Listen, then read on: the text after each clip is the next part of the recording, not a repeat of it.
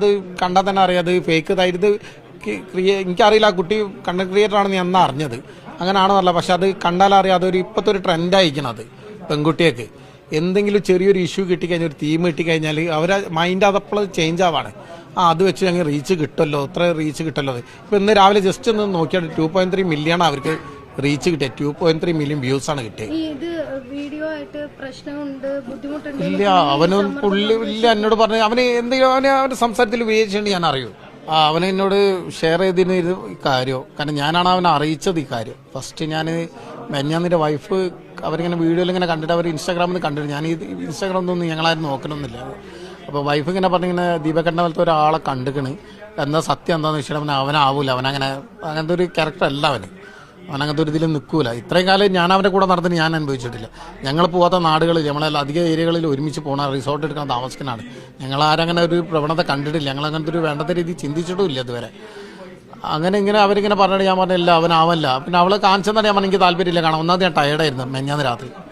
അപ്പോൾ ഓക്കെ എന്നാണ് കിടന്നത്. പക്ഷെ എനിക്കിത് മനസ്സിങ്ങനെ അലട്ടഞ്ഞ അവനാണോ എന്നുള്ളൊരിത് മനസ്സിങ്ങനെ വരുന്നുണ്ട്. അപ്പം ഞാൻ അവനെ വിളിച്ച് ചോദിച്ചു, നീ പോയിനടാ അവിടെ പയ്യന്നൂരോ കണ്ണൂർ അവിടെ ഒരു പോയിനോ എന്ന് വെച്ചിട്ട് അവൻ പറഞ്ഞാടാ ഞാൻ അങ്ങനെ പോയിനു എന്തെന്ന് വെച്ചു. അവനിങ്ങനെ ഒരു വീഡിയോ വന്നിട്ടുണ്ട്, നീയാണ് അതിൽ ഇതായിട്ട് കാണിക്കണതുള്ളത്. വീഡിയോ ഞാൻ കണ്ടിട്ടില്ല, ഞാൻ ഇതുവരെ ഇന്നവരെ കണ്ടില്ല, ഇപ്പോഴും കണ്ടിട്ടില്ല, ഫുള്ളും കണ്ടിട്ടില്ല, ജസ്റ്റ് കണ്ടത് നല്ലത്. അപ്പോൾ അങ്ങനെ ഉണ്ട്. അപ്പോൾ എന്താ സംഭവം സത്യാവസ്ഥ എന്താണെന്ന് വെച്ചിട്ട് അവൻ പറഞ്ഞാടാ ഞാനിങ്ങനെ പോയിട്ടുണ്ടായിരുന്നു, ഞാൻ ടയേർഡായിരുന്നു, ഞാനിങ്ങനെ ബാഗും പിടിച്ച് നിൽക്കുന്നുണ്ട്, എന്താ സംഭവം എനിക്കറിയില്ല, വീഡിയോ ക്രിയേറ്റ് ചെയ്തതൊന്നും ഞാൻ അറിഞ്ഞിട്ടില്ല, എന്താ സംഭവിച്ചതെന്ന് എനിക്കറിയില്ല, നീ ആ വീഡിയോ ഒന്നും ഇങ്ങോട്ട് അയക്കിയെന്ന് പറഞ്ഞു. അങ്ങനെ ഞാൻ അവന് ഷെയർ ചെയ്ത് അവന് കണ്ട അറിയണമല്ലോ എന്താ കാര്യം, ഞങ്ങളെ മേലെ ഒരു അക്യൂസ് വരുമ്പോൾ നമ്മൾ അറിയണമല്ലോ കാര്യം എന്താണെന്നുള്ളത്. അപ്പോൾ അവൻ ഇങ്ങനെ ജസ്റ്റ് ഇങ്ങനെ കണ്ടിട്ട് പറഞ്ഞത് നമുക്ക് കണ്ടാൽ എന്താ തോന്നണമെന്ന് ചോദിച്ചു. ഞാൻ പറഞ്ഞത് കണ്ടാൽ തന്നെ അറിയാം അത് ഫേക്ക് ഇതായത് എനിക്കറിയില്ല ആ കുട്ടി കണ്ടന്റ് ക്രിയേറ്റർ ആണെന്ന് ഞാൻ അറിഞ്ഞത് അങ്ങനെയാണെന്നല്ല. പക്ഷെ അത് കണ്ടാലറിയാം അതൊരു ഇപ്പോഴത്തെ ഒരു ട്രെൻഡായിരിക്കണം. അത് പെൺകുട്ടിയൊക്കെ എന്തെങ്കിലും ചെറിയൊരു ഇഷ്യൂ കിട്ടിക്കഴിഞ്ഞാൽ ഒരു തീം കിട്ടിക്കഴിഞ്ഞാൽ അവരെ മൈൻഡ് അതപ്പോൾ ചേഞ്ച് ആവാണ്. അത് വെച്ച് ഞങ്ങൾ റീച്ച് കിട്ടുമല്ലോ, ഇത്ര റീച്ച് കിട്ടുമല്ലോ. ഇപ്പം ഇന്ന് രാവിലെ ജസ്റ്റ് ഒന്ന് നോക്കിയാൽ 2.3 മില്യൺ അവർക്ക് റീച്ച് കിട്ടിയത്. 2.3 മില്യൺ വ്യൂസ് ആണ് കിട്ടിയത്.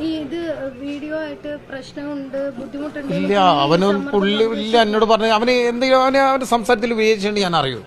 കാരണം ഞങ്ങളെന്ന് പറഞ്ഞാൽ അങ്ങനെ ഒരു ശരീരമായിട്ട് നടക്കുന്ന ആൾക്കാരാണ്. എല്ലാ വിഷയത്തിലും ഒരു ചെറിയൊരു വേരിയേഷൻ, അവൻ്റെ സൗണ്ടിലൊരു വേരിയേഷൻ എനിക്ക് മനസ്സിലാവും അവന് വിഷമമുണ്ടെന്നുള്ളത്.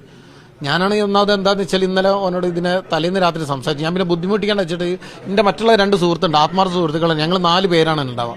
ഈ 2 പേര് പോലും ഞാൻ അറിയിച്ചിട്ടില്ല. ഒരാൾ ബാംഗ്ലൂരിൽ നിന്ന് അവർ വന്നുകൊണ്ടിരിക്കുന്നുണ്ട്. എൻ്റെ തൊട്ടടുത്തുള്ള അനു എന്ന് പറഞ്ഞൊരു സുഹൃത്തുണ്ട്, അവനെ വരെ ഞാൻ അറിയിച്ചില്ല. കാരണം ഈ വിഷയം ഇനി ചർച്ച ചെയ്തിട്ട് അവന് കൂടുതൽ വിഷമം ഉണ്ടാച്ചിട്ട് ഞാൻ അവന് മാത്രം അറിയാമെന്നുള്ളതിൽ. പിന്നെ ഇത് അറിയണ ഒരുപാട് ആൾക്കാർ എന്നെ വിളിച്ച് ചോദിച്ചാൽ ഞാൻ പറഞ്ഞാൽ അതൊന്നല്ല, അത് അവനൊന്നല്ല, ഫേക്കാണെന്ന് പറഞ്ഞ് ഞാൻ കൈ ഒഴിഞ്ഞത്. ഞാൻ ആ വിഷയത്തിൽ ചർച്ച ചെയ്ത്